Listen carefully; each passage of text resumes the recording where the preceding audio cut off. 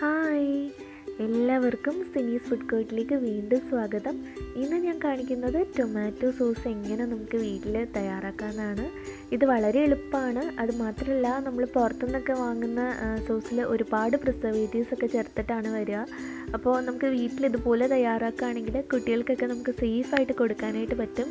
പിന്നെ കടയിൽ നിന്ന് വാങ്ങുന്ന സോസിൻ്റെ അതേ ടേസ്റ്റുമാണ്. അപ്പോൾ നമുക്കിതെങ്ങനെയാണ് തയ്യാറാക്കുന്നതെന്ന് നോക്കാം. ഞാനതിന് വേണ്ടിയിട്ട് ഇവിടെ ഒരു 9 തക്കാളി എടുത്തിട്ടുണ്ട്. അപ്പോൾ നല്ല പഴുത്തിട്ടുള്ള തക്കാളി നോക്കിയിട്ട് എടുക്കാനായിട്ട് ശ്രദ്ധിക്കുക.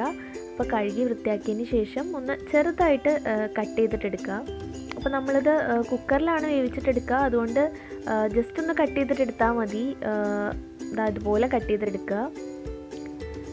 ഇനി നമുക്കിത് കുക്കറിലേക്ക് ഇട്ട് കൊടുക്കാം. അപ്പോൾ തക്കാളിയിൽ ഓൾറെഡി കുറച്ച് വെള്ളമുണ്ട്. എന്നാലും ഞാനിതിലേക്കൊരു 1/4 കപ്പ് വെള്ളം ചേർത്ത് കൊടുക്കുന്നുണ്ട്. പിന്നെ ഇതിലേക്ക് ഒരു കഷ്ണം പട്ടയും അതുപോലെ ഒരു കറയാമ്പൂവും ചേർക്കുക. അപ്പോൾ ഇത് വേവിക്കുന്ന സമയത്ത് അതിൻ്റെ ആ ഒരു ഫ്ലേവർ ഇതിലിറങ്ങാൻ വേണ്ടിയിട്ടാണ്. ഇനി ഇതൊരു 3-4 വിസിൽ വരെ നന്നായിട്ട് വേവിച്ചിട്ടെടുക്കുക.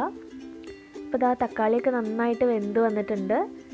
ഇനി നമ്മളിതിൽ ഓൾറെഡി പട്ടയും കറയാമ്പൂവും ചേർത്തിട്ടുണ്ടല്ലോ. അപ്പോൾ അത് വേണമെങ്കിൽ എടുത്ത് കളയാം ഈ സമയത്ത്. കാര്യം എന്താ വെച്ചാൽ ഇതല്ലെങ്കിൽ അരക്കുമ്പോൾ അതിൻ്റെ ഫ്ലേവർ കൂടുതലാവും നമ്മളുടെ സോസിൽ. അപ്പോൾ ഞാനതിവിടെ എടുത്ത് കളയുന്നുണ്ട്. ഇനി ഇത് തണുത്തതിന് ശേഷം ഒരു മിക്സിയുടെ ജാറിലിട്ടിട്ട് നന്നായിട്ട് അരച്ചിട്ടെടുക്കുക. അപ്പോൾ ഇനി ഇതിൽ വെള്ളമൊന്നും ചേർക്കേണ്ട ആവശ്യമില്ല. നന്നായിട്ട് അരച്ചതിന് ശേഷം ഇതൊരു അരിപ്പയിലൂടെ അരിച്ചിട്ട് വേണം എടുക്കാനായിട്ട്. കാര്യം നമ്മൾ തക്കാളിയുടെ തൊലിയും അതുപോലെ കുരുവൊന്നും കളഞ്ഞിട്ടില്ലല്ലോ. അപ്പോൾ അതൊക്കെ ഉണ്ടാവും. അതുകൊണ്ട് നന്നായിട്ട് ഇതുപോലെ അരിച്ചെടുക്കുക. ഇപ്പോൾ നന്നായിട്ട് സോസ് നമ്മൾ അരിച്ചെടുത്തിട്ടുണ്ട്. ഇനി ഇത് തിളപ്പിക്കാനായിട്ട് വെക്കുക. അപ്പോൾ ഒരു മീഡിയം ഫ്ലെയിമിൽ വെച്ചിട്ട് നന്നായിട്ട് ആദ്യം ഇതൊന്ന് തിളച്ച് വരണം. ഇപ്പോൾ ആ സോസ് നന്നായിട്ട് തിളച്ച് വന്നിട്ടുണ്ട്. അപ്പോൾ ഇതിലേക്ക് ഒരു ടീസ്പൂൺ കാശ്മീരി മുളക് പൊടി ചേർക്കുക. അതുപോലെ 2 മുതൽ 3 ടേബിൾ സ്പൂൺ വരെ പഞ്ചസാര ചേർക്കുക. അപ്പോൾ നല്ല പുളിയുള്ള തക്കാളി ആണെങ്കിൽ 3 ടേബിൾ സ്പൂൺ പഞ്ചസാര വേണ്ടി വരും. അത് ടേസ്റ്റ് അനുസരിച്ച് നോക്കിയിട്ട് ചേർത്താൽ മതി ലാസ്റ്റ്. അപ്പോൾ പിന്നെ ഒരു 1/2 ടീസ്പൂൺ ഉപ്പും കൂടെ ചേർക്കുക.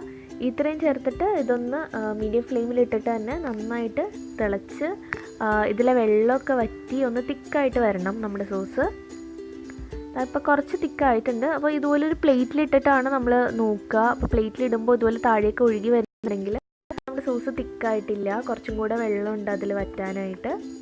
അപ്പോൾ കുറച്ച് നേരം കൂടെ ഇതുപോലെ തന്നെ എന്താ പറയുക മീഡിയം ഫ്ലെയിമിലിട്ടിട്ട് തിളപ്പിക്കുക. ഇപ്പോൾ കുറച്ചും കൂടെ തിക്കായിട്ടുണ്ട്. അപ്പോൾ ഓൾമോസ്റ്റ് ഒരു 20-25 മിനിറ്റ് എടുക്കും സോസ് റെഡിയായി വരാനായിട്ട്. ഇനി ഇതിലേക്ക് നമുക്ക് 2 ടേബിൾ സ്പൂൺ വിനീഗർ കൂടെ ചേർക്കണം. അതെന്തിനാണെന്ന് വെച്ചാൽ നമ്മുടെ സോസ് കേടാവാതിരിക്കാൻ വേണ്ടിയിട്ടാണ്. 2 മുതൽ 3 ടേബിൾ സ്പൂൺ വരെ ചേർക്കാം. അതുകൂടെ ചേർത്തിട്ട് ഒന്നും കൂടെ തിളപ്പിക്കുക. ഇപ്പോൾ ഓൾമോസ്റ്റ് തിക്കായി വരുന്നുണ്ട്.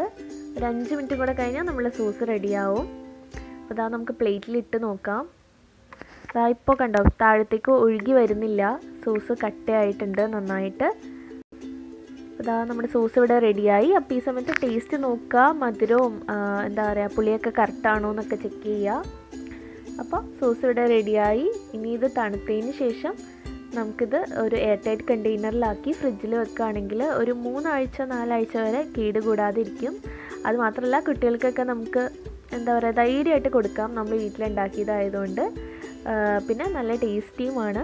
അപ്പോൾ എല്ലാവരും ഒന്ന് ട്രൈ ചെയ്ത് നോക്കുക. ട്രൈ ചെയ്ത് നോക്കിയിട്ട് അഭിപ്രായങ്ങളൊക്കെ കമൻറ്റ് ചെയ്യാനായിട്ട് മറക്കരുത്. അതുപോലെ വീഡിയോ ഇഷ്ടമായിട്ടുണ്ടെങ്കിൽ ലൈക്ക് ചെയ്യാനും ഷെയർ ചെയ്യാനും ഒന്നും മറക്കരുത്. അതുപോലെ ചാനൽ സബ്സ്ക്രൈബ് ചെയ്യാത്തവരുണ്ടെങ്കിൽ വേഗം ഒന്ന് സബ്സ്ക്രൈബ് ചെയ്യൂ കേട്ടോ. സബ്സ്ക്രൈബ് ചെയ്യുമ്പോൾ അതിൻ്റെ അടുത്തൊരു ബെല്ലൈക്കൺ വരും. അതുകൂടെ ക്ലിക്ക് ചെയ്യുക. അപ്പോൾ നെക്സ്റ്റ് വീഡിയോയിൽ കാണാം. താങ്ക്